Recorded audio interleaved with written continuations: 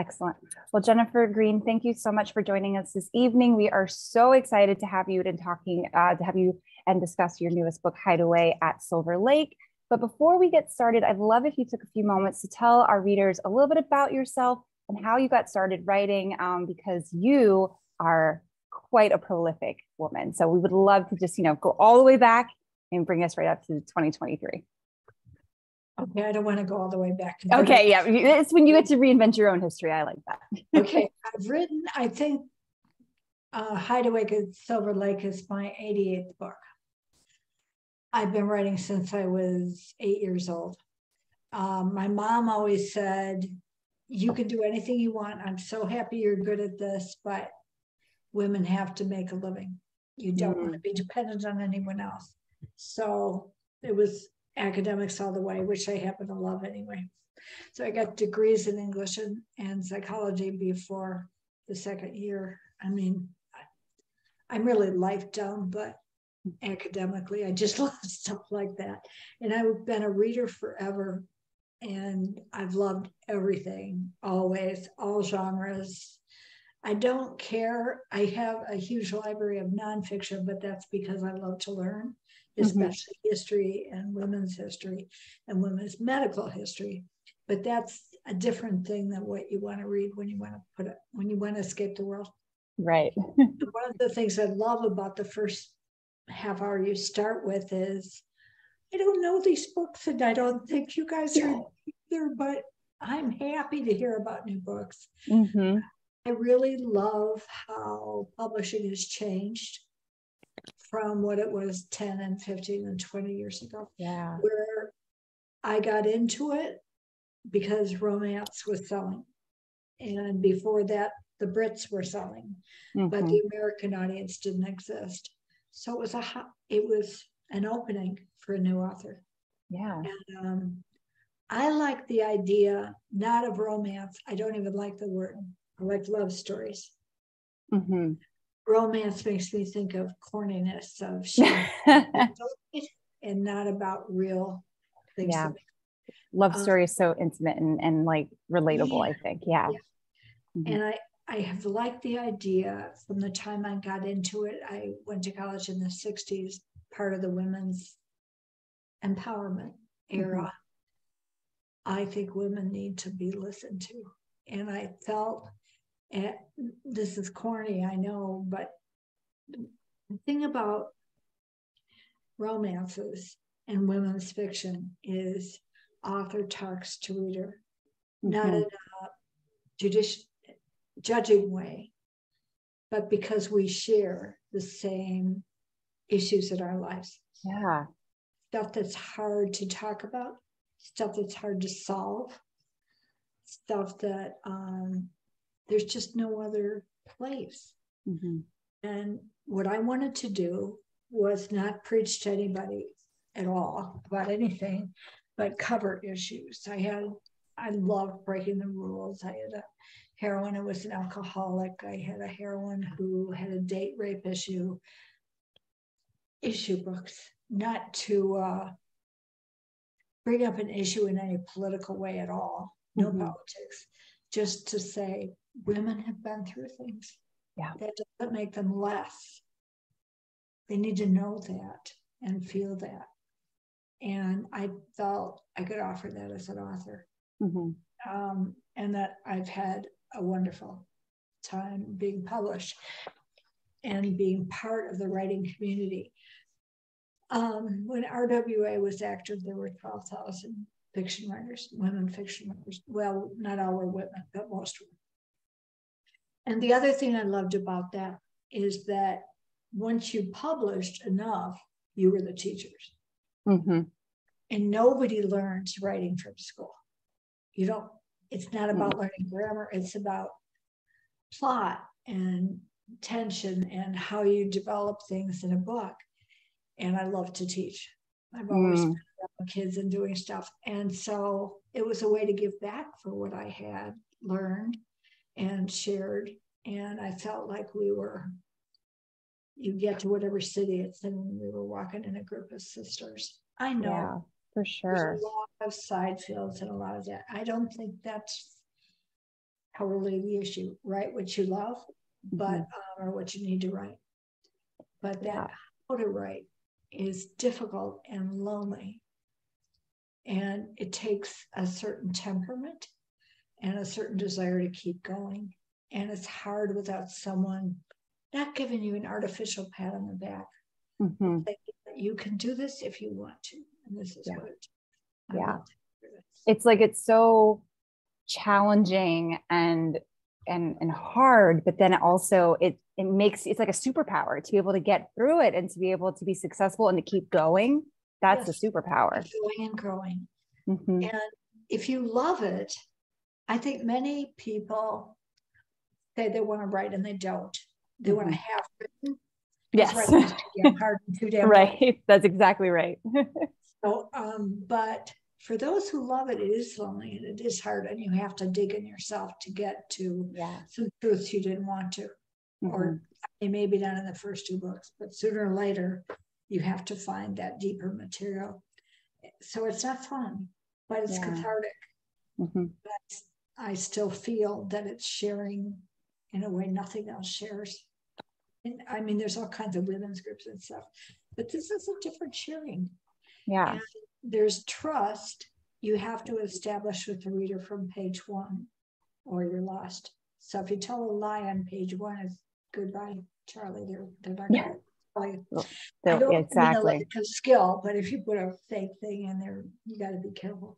To tell you, they will tell you. They're, because it's you're our friends. We want to tell our authors when we, see something could be.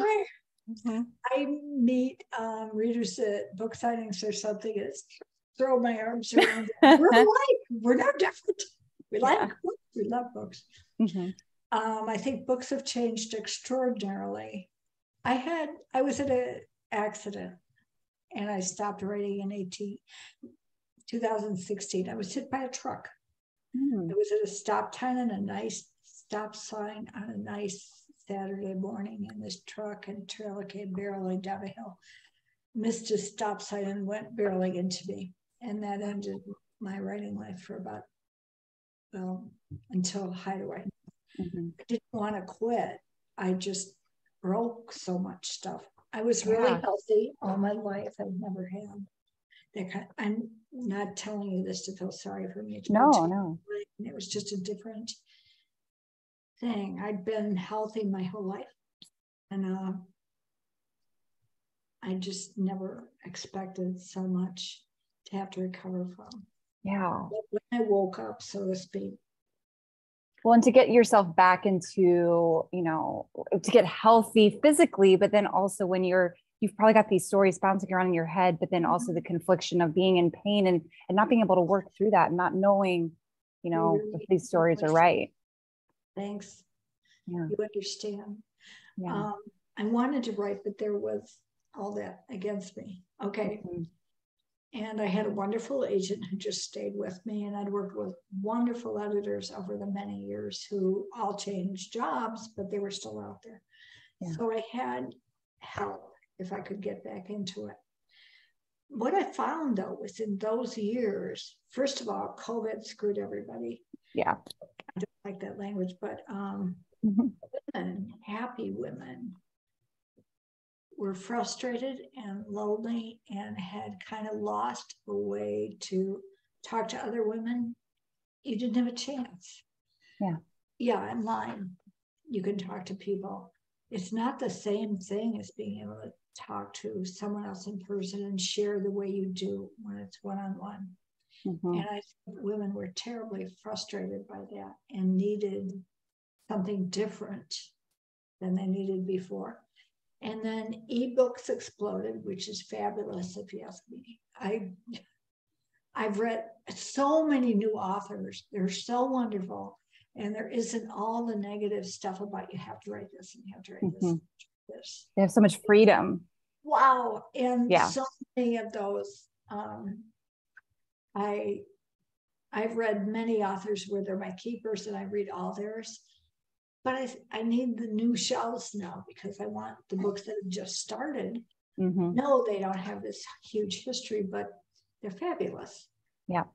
And they really are. And these ideas, and I'm in joy of, I've always been in joy of reading, but it's really a wonderful time to be a reader. So you don't have any issues with picking up a new author? Oh, no. Mm-hmm.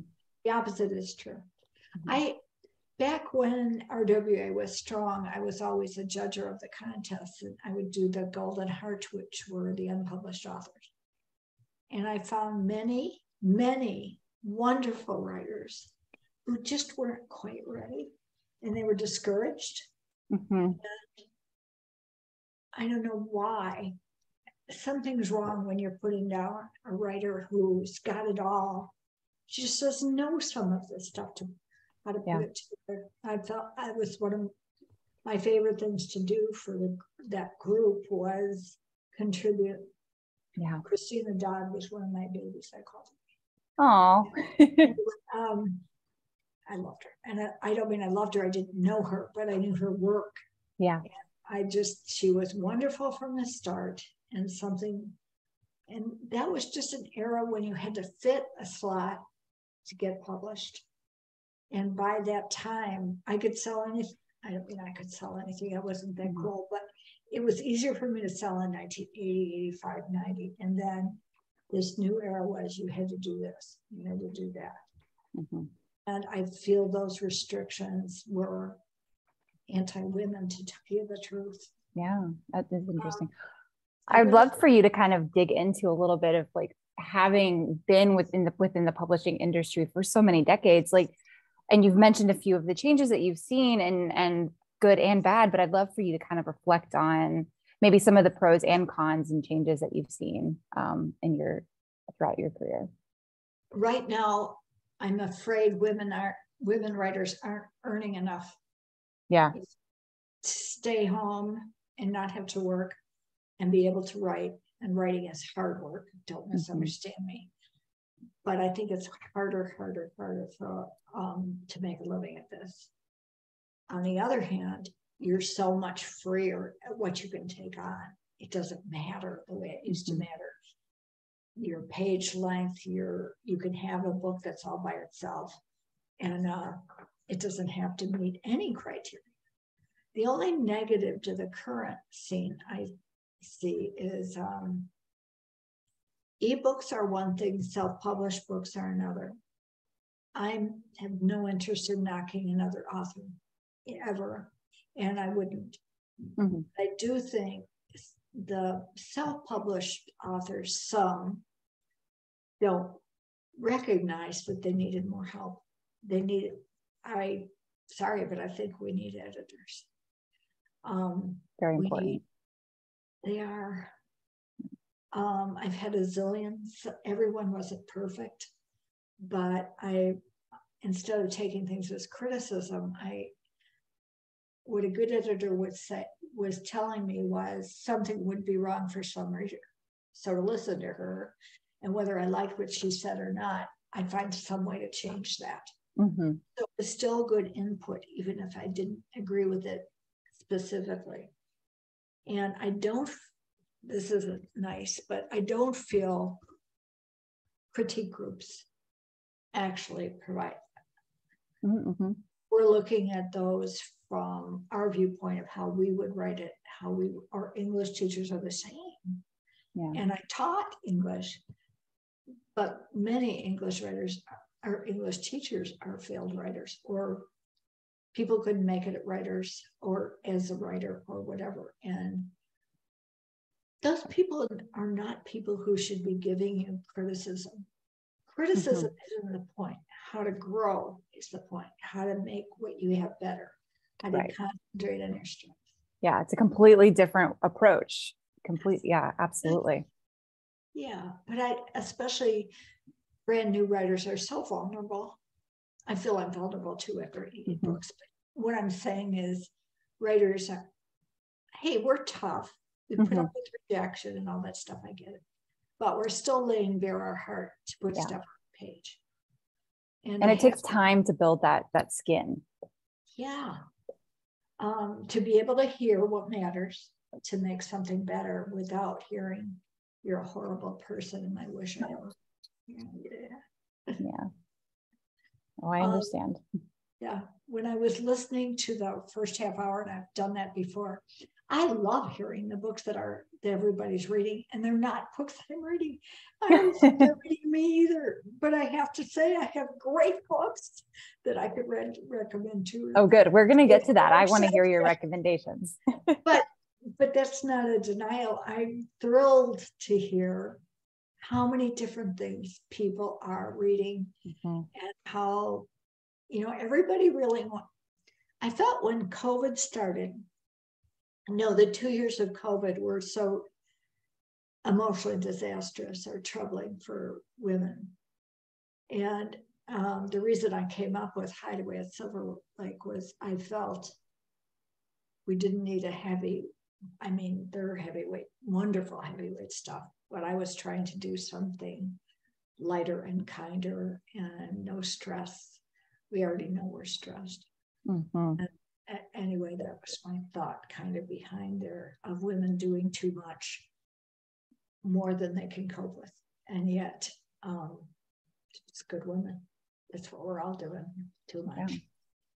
Without making, okay, go. Oh, no, go ahead. I was actually just going to ask what inspired, that's a great segue into what inspired you to write Hideaway at Silver Lake, because, having had your recovery time and then the book came to you, like what was the inspiration there? It was COVID. It was seeing so many good women, good friends, good acquaintances that they're just so tired. And I think it wasn't that they were all doing more. I think everybody liked the idea of being home for a while. Found it cool. And it is cool for a while. But then if you can't talk to other women, if you can't talk to friends, I don't care what gender they are, it's different. You forget how to relate. And you can write something in an email, but it's not the same thing as seeing someone else's eyes and giving them the opportunity. So I feel like, again, women's fiction offers I hope the authors offer something to readers they're not getting another way. Or that's how I feel. Well, and the great thing is that this is, just the first in a series that you're going to get to follow all of Poppy's sisters. What did you enjoy about getting to write a series? I've written a bunch of series, but in this case, I was stuck mentally on that theme of women who do too much, plus women who are overwhelmed by what they really have to do. Plus, there was a father in the story who I felt was neglectful. The 3 girls raised themselves. I think that happens a lot. Not neglect necessarily, but busy parents and exhausted parents and so on and so forth. I see too many young people kind of raising themselves or counting on each other. And I felt there were a lot. The reason I thought I could do 3 sisters was to offer completely different things to come out of that. But there's still things that need to be resolved about feeling thrown off the mountain, so to speak, on your own. And that my belief was not to touch on heavy subjects in a direct way. I mean, I added spaghetti ice cream and okay, I believe in having fun with the and fun with the characters and not making the readers work. I love that. Well, another character in the book that is very fun and zany is Bubbles, the wolfhound. My editor, I have worked with Lucia Macro for 25 books ages ago, and she was the one for this, and she was the one that bought this, and she read this synopsis, and she said, you could add a dog. It's like, are you kidding me? That's like candy to a baby. We raised Newfoundlands and Basset Hounds and Australian Shepherds. Anyway, we always had dogs. So I just came. Wolfhounds aren't as big as Newfoundlands, but they're taller and they're scruffy looking. And I just thought it would be fun. It's such a wild dog to pick. I was like, a wolfhound. So usually it's a beagle, usually, but it's, yeah. And I just had to pay. My editor wanted me to. It was every excuse I needed. Oh my gosh. It was kind of fun. Did you pull from the personalities of any of your past dogs to create bubbles? No, but I was just writing for fun at 2:00 in the morning, the genealogy of dogs in our family. Mm-hmm. And there is no genealogy, but all the dogs we've had from the day Larry and I were married were part of our family. Mm-hmm. And so that history is part of us too. And I thought it would be fun to, you don't love, we've loved every dog we've had and with your whole heart, and you they die and you just mourn. But that doesn't mean your heart can't open up again. There's just a special relationship. I feel the same way with cats, but I haven't had this with cats. But dogs forever. Yeah, I always think that you're going to get that personality from your heart dog and another dog eventually. They're out there again. My grandmother told me don't marry anyone who doesn't love dogs. That's right. Must love dogs. Important. Sure they love dogs. Those are my two priorities: has a job and loves dogs. That's all I care about. Job is good. Job is good. But the things you think are important are so important as you find out if they really don't like animals at all. What's wrong with them? What's wrong? Exactly. It's the biggest red flag. I completely agree. Feel the same way about friends too. I'm always like, what's wrong? Are you allergic? If you're allergic, I understand, but if you just don't like them. And if they never were exposed as children, that's different too. You gotta give a chance. Yeah, but just never not had dogs. You have to love some things. Very well, important. Jennifer, before I turn this over to our readers to ask you some follow-up questions, we have a fun portion in our interview called the Fresh Fiction Facts. These are just kind of rapid fire questions that answer however you feel, but they're just kind of silly and fun. Okay. So our first one is, what is your favorite genre to read? I don't have a favorite anymore. I read all through, but I do like popular fiction way, way, way more than nonfiction. Okay. What is your genre that you never want to read again? I have trouble with sci-fi. I like the concept of the one man against the universe and stuff, but I'm just too non-technical and I get lost. Mm-hmm. There's some writers like Michael Crichton who could explain something to me and it would be okay. But there's some I just get lost. It's not that I don't like it. I like the concept, but that's not my genre. Just can't do it. I completely understand. What is your favorite time of day to write? First thing in the morning and last thing at night. Okay. And then what is your favorite time of day to read? Afternoon.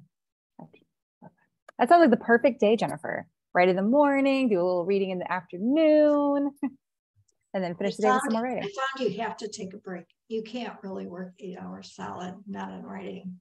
Yeah. You can go through your stuff and read, look and stuff, but you're going to get tired. You have to give yourself a renewal stretch. What does your writing day look like? I'm up early, daylight. And first I walk the dog and then I come back.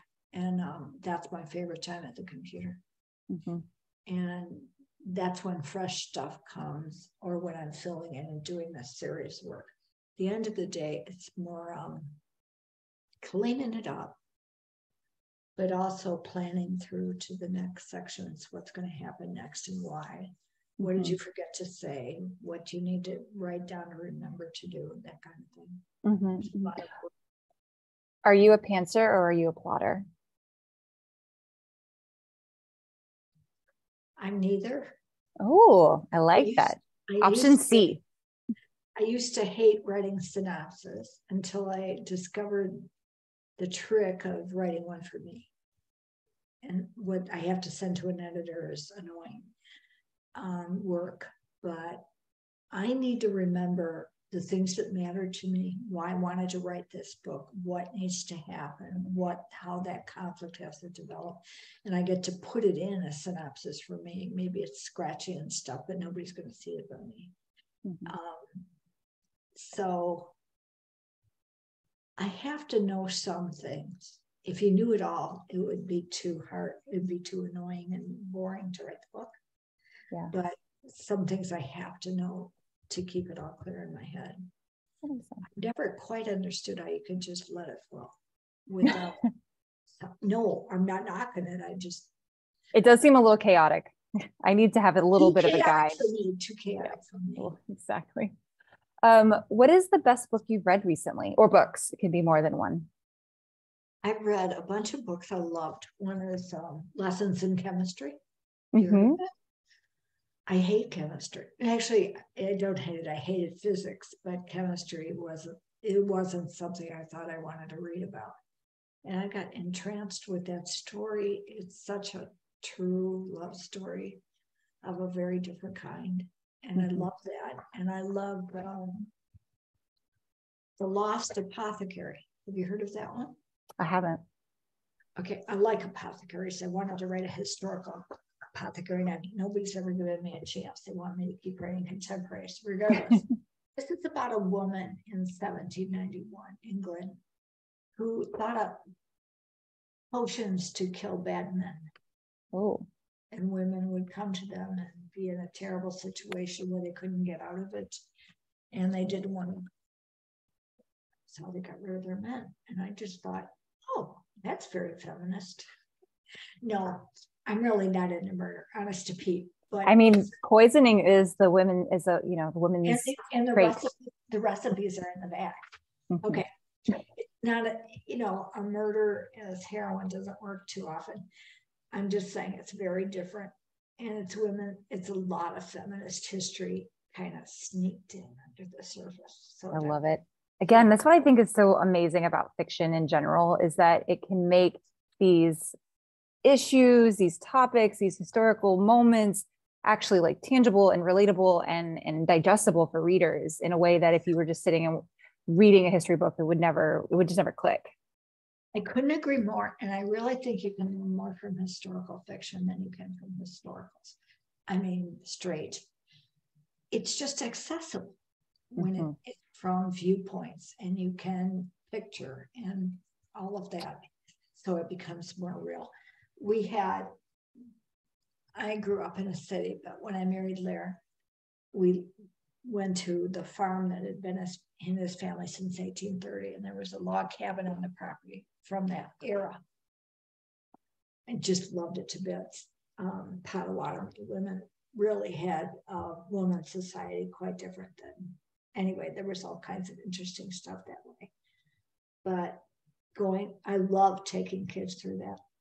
Looking out the window, see the bear, see the deer, see the wolves, see the mink. Yeah, it's neat. I love to be able to see, feel, taste for that matter. I'd make taste teas when the kids were going through. And I don't think you get that out of a history book, or very rarely, that sense of smell, taste, things that, because you don't remember.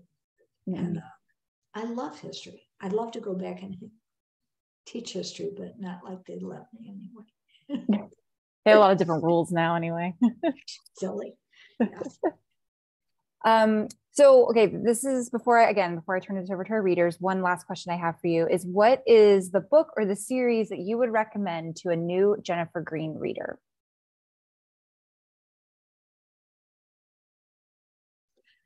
Some of my favorite, I have unlimited, seriously favorite authors. I love Kristen Hanna, like the Nightingale. I love Susan Elizabeth Phillips. We've been friends for years and did a creative testing every year for years. It's not because of that, though. It's because I love what she does with characters and fun with her stories.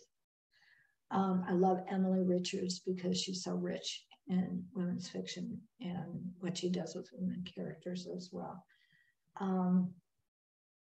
Barbara Kyler is another one. I know these authors are quite different in aspect, but they all offer something, I think, women readers that I find too rarely. I've always loved Nora Roberts. I won the Nora Roberts Lifetime Achievement Award, but that's not why I love her, because that was after I'd read everything she'd ever read. She used to say, I start out every morning with a cup of coffee and guilt. Yes, but no there. And she worked so hard to create. And I just think her heroines are strong and wonderful. And the J.D. Robb series I love just as much as all her other things. She's creative the way nobody else is.